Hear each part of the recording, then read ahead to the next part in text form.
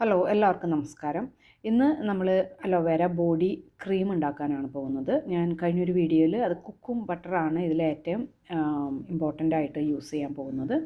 അതുപോലെ sea buckthorn berry ഓയിലും ബാക്കിയൊക്കെ നമുക്ക് പരിചയമുള്ള ഓയിലുകൾ തന്നെയാണ്. Coconut oil, sweet almond oil, അതുപോലെ കുക്കും ബട്ടർ, മാംഗോ ബട്ടർ. പിന്നെ ഇതിൽ ഓൾമോസ്റ്റ് വാട്ടറിൻ്റെ പെർസെൻറ്റേജ് വരുന്നത് 58% ആണ്. കുക്കും ബട്ടറിനെ പറ്റി ഞാൻ വേറൊരു വീഡിയോ ഇതിന് മുൻപ് ഇട്ടായിരുന്നു. ബട്ടറിൻ്റെ ഗുണങ്ങളും അതൊക്കെയായിട്ട്. അത് ആവശ്യമുള്ളവർ അത് പോയി കാണുക. ഇനി ആസ് യൂഷ്വൽ നമ്മൾ വാട്ടർ ബേസും അതുപോലെ തന്നെ ഓയിൽ ബേസും സെപ്പറേറ്റ് എടുക്കണം. അത് കഴിഞ്ഞിട്ട് കൂളിംഗ് പീരീഡിൽ ആഡ് ചെയ്യേണ്ടതും. വാട്ടർ ബേസ് ഇതിലിപ്പോൾ ഞാൻ water glycerin aloe vera gel almost ഒരു 58ൻ്റെ അടുത്ത് വാട്ടർ ബേസ് എടുത്തിട്ടുണ്ട്. പിന്നെ എമൽസിഫയർ ഞാൻ ഉപയോഗിച്ചിരിക്കുന്നത് ഒലിവിയൻ 1000 തന്നെയാണ്.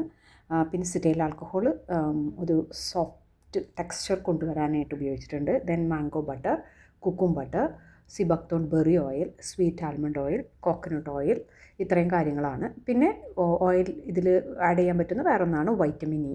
വൈറ്റമിൻ ഇ എപ്പോഴും ഞാൻ ഇതിന് മുൻപുള്ള വീഡിയോയിലൊക്കെ പറഞ്ഞിട്ടുണ്ട്. വൈറ്റമിൻ ഇ എപ്പോഴും നമുക്ക് സഹായിക്കുന്നത് അത് പ്രിസർവ് ചെയ്യാനായിട്ട്, അതിൻ്റെ പ്രിസർവ് ചെയ്യുന്ന ഇതിൻ്റെ ക്വാളിറ്റി കൂട്ടും. അതായത് കുറച്ചും കൂടി നാളിരിക്കാനായിട്ട് ഹെൽപ്പ് ചെയ്യുന്ന ഒന്നാണ് ഈ വൈറ്റമിൻ ഇ എന്ന് പറയുന്നത്. അതുപോലെ തന്നെ റോസ്മേരി എസെൻഷ്യൽ ഓയിലൊക്കെ അതിന് ഹെൽപ്പ് ചെയ്യുന്ന ഒന്നാണ്. ഇതാണ് ഈ സീബക്തോൺ ബെറി ഓയിൽ എന്ന് പറയുന്നത്. ഞാനിപ്പോൾ ഈ ഒഴിച്ചുകൊണ്ടിരിക്കുന്നതാണ്. ഇതിന് ശരിക്കും പറയുകയാണെന്നുണ്ടെങ്കിൽ ഈ സീബക്തോൺ ബെറി ഓയിൽ പല രാജ്യങ്ങളിൽ നിന്ന് വരുന്നതുണ്ട്. ഇതൊരു യെല്ലോയിഷ് കളർ നിങ്ങൾക്ക് കാണാൻ പറ്റും. ഇത് ശരിക്കും പറഞ്ഞാൽ നല്ല ഓറഞ്ചിഷ് കളറായിട്ടുള്ളതും വരുന്നുണ്ട്. അത് എക്സ്ട്രാക്റ്റിൻ്റെ പ്രത്യേകത, ഓരോ രാജ്യത്ത് വളരുന്ന ആ ബെറിയുടെ പ്രത്യേകതയൊക്കെ ഉണ്ട്. അപ്പോൾ ഇതിന് അത്രയും കളറില്ല, എന്നാലും ഒരു ചെറിയ നേരിയ കളർ വ്യത്യാസം നമുക്ക് കാണാനായിട്ട് സാധിക്കും. ഇതിന് ഒത്തിരി ഗുണങ്ങളുണ്ട്. ഈ UV റേസസ്, അതായത് സൺബേണൊക്കെ വന്നതൊക്കെ ഹീൽ ചെയ്യാൻ പെട്ടെന്ന് ഉപയോഗിക്കുക. അതുപോലെ ഈ എക്സിമ പോലെയുള്ള കാര്യങ്ങളുണ്ടല്ലോ, അതിനൊക്കെ ഒത്തിരി അതൊക്കെ ഇല്ലാതാക്കാനും അല്ലെങ്കിൽ അത് കുറയ്ക്കാനും, അതുപോലെ സ്കിന്ന് മോയ്സ്ചറൈസ് ചെയ്ത് നിർത്താനും, വൈറ്റമിൻ സി, ഇ, പിന്നെ ഫാറ്റി ആസിഡ്സ്, ഒമേഗ 3, 6, 7 അങ്ങനെ ഒത്തിരി ഗുണങ്ങളുള്ളൊരു കാര്യമാണത്. പിന്നെ ഇപ്പോൾ ഞാനിടുന്നത് കോക്കനട്ട് ഓയിൽ, പിന്നെ സ്വീറ്റ് ആൽമണ്ട് ഓയിൽ ഓൾറെഡി ഞാൻ ഒഴിച്ചു കഴിഞ്ഞു. ഇതിലങ്ങനെ ഹീറ്റ് സെൻസിറ്റീവ് ആയിട്ടുള്ള പ്രത്യേകിച്ച് ഓയിലും ബട്ടേഴ്സും ഒന്നും ഇല്ല. അപ്പോൾ അതുകൊണ്ട് എല്ലാം ഒരുമിച്ച് തന്നെയാണ് ഞാൻ ഇടുന്നത്. വൈറ്റമിൻ ഇ കൂളിംഗ് പീരീഡിലാണ് അത് ഇതിലേക്ക്, കാരണം അത് ഹീറ്റ് സെൻസിറ്റീവ് ആണ്, അത് ആഡ് ചെയ്യാൻ പാടില്ല. ഇനി നമുക്ക് എമൽസിഫയേഴ്സും കൂടി അളന്നെടുക്കണം. ഇപ്പോൾ ഒലിവിയൻ 1000ഉം സിറ്റൈൽ ആൽക്കഹോളും കൂടി അളന്നെടുത്തു. ഇനി നമുക്ക് കൂളിംഗ് പീരീഡിൽ ആഡ് ചെയ്ത് കൊടുക്കേണ്ടതും കൂടി നമുക്ക് അളന്നെടുത്ത് കഴിഞ്ഞിട്ടുണ്ടെങ്കിൽ ആ പരിപാടി കഴിയും. അപ്പോൾ ഗ്ലിസറിൻ, ഇത് അലോവേര ജെല്ലാണ് ഞാൻ എടുക്കുന്നത്. പിന്നെ വൈറ്റമിൻ ഇ, ഞാനിതിൽ ഒരു ഫ്രാഗ്രൻസ് ഓയിൽ, പുതിയൊരു ഫ്രാഗ്രൻസ് ഓയിൽ ഉപയോഗിച്ചിട്ടുണ്ട്. ലൈലാക്ക് FO, അതായത് ഒരു ഫ്ലവറാണത് ലൈലാക്ക് എന്ന് പറയുന്നത്. അതിൻ്റെ ഫ്രാഗ്രൻസ് ഓയിലാണ്.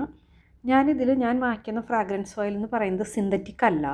അതായത് അത് എസെൻഷ്യൽ ഓയിലിനേക്കാളും ഒന്നും കൂടി വീര്യം കുറഞ്ഞ ടൈപ്പ് ഫ്രാഗ്രൻസ് ഓയിൽ. അപ്പോൾ ഇതുപോലെയുള്ളത് നമുക്ക് ഇപ്പോൾ 2% ഒക്കെ വരെ നമുക്ക് ആഡ് ചെയ്ത് കൊടുക്കാനായിട്ട് പറ്റും. പക്ഷേ മറ്റേതാണെന്ന് വെച്ചിട്ടുണ്ടെങ്കിൽ മാക്സിമം 1% വരെ നമുക്ക് ആഡ് ചെയ്യാനായിട്ട് പറ്റുള്ളൂ.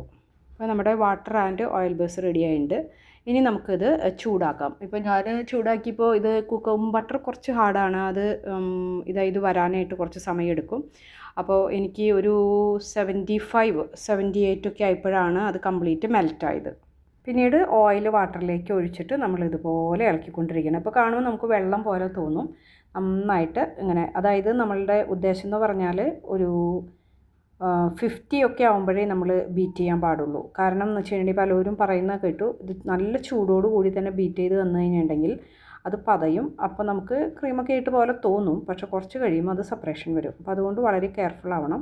നമ്മൾ ഇളക്കി ഇനിയിപ്പോൾ അതൊരു വേറൊരു പാത്രം, വെള്ളമുള്ള പാത്രത്തിലേക്ക് വെക്കാം. ഒരു തണുത്ത വെള്ളം എടുത്തിട്ട് അതിലേക്ക് വെച്ചിട്ട് അതിലേക്ക് ഇറക്കി വെച്ചിട്ട് നമ്മൾ ചൂടാറുന്ന വരെ ഇതുപോലെ നന്നായിട്ട് കൈവിടാതെ മിക്സ് ചെയ്തുകൊണ്ടിരിക്കണം. ഇനി ബ്ലെൻഡർ വെച്ചിട്ട് നമുക്കിത് മിക്സ് ചെയ്യാം. ബ്ലെൻഡർ അടിക്കുമ്പോൾ കണ്ടിന്യൂസ് വെച്ചിട്ട് അടിക്കരുത്. ഇതുപോലെ ജസ്റ്റ് ഒന്ന് അടിച്ചെടുത്ത് അങ്ങനെ ഒരുവിധം മിക്സായിന്ന് കണ്ടു കഴിഞ്ഞ് കഴിഞ്ഞിട്ടുണ്ടെങ്കിൽ നന്നായിട്ട് പിന്നെ കണ്ടിന്യൂസ് ഒന്ന് കുറച്ച് നേരം ഒന്ന് അടിച്ചു കൊടുത്തു കഴിഞ്ഞിട്ടുണ്ടെങ്കിൽ നമുക്ക് ആ തിക്ക് കൺസിസ്റ്റൻസിയിൽ സാധനം കിട്ടും. സെപ്പറേഷൻ വരില്ല, പതയില്ല. അലോവേര ജെല്ലും ഒഴിച്ചിട്ട് ഹാൻഡ് ബ്ലെൻഡർ കൊണ്ട് തന്നെ മിക്സ് ചെയ്യാനായിട്ട് നോക്കാം. ഇപ്പോൾ ഞാൻ ഒഴിച്ചിരിക്കുന്നത് വൈറ്റമിൻ ഇ, എസെൻഷ്യൽ ഓയിൽ, എല്ലാ കാര്യങ്ങളും ഒഴിച്ചു കൊടുത്തു. പ്രിസർവേറ്റീവ് എല്ലാം ആഡ് ചെയ്ത് കഴിഞ്ഞു. ഇനി ഇതിലേക്ക് നമ്മൾ ലാസ്റ്റ് സ്റ്റെപ്പ് എന്ന് പറയുന്നത് ഇതിൻ്റെ pH സ്കെയിലാണ്. pH എനിക്ക് കറക്റ്റായിട്ട് കിട്ടുന്നതായിട്ട് നിങ്ങൾക്ക് കാണാം. ഞാൻ ഇതിന് മുൻപ് ഒരു 12 ഡ്രോപ്പോളം ഞാൻ സോഡിയം ബൈകാർബണേറ്റ് മിക്സ് ചെയ്ത് ലൈന് ഒഴിച്ചു കൊടുത്തിട്ടുണ്ടായിരുന്നു.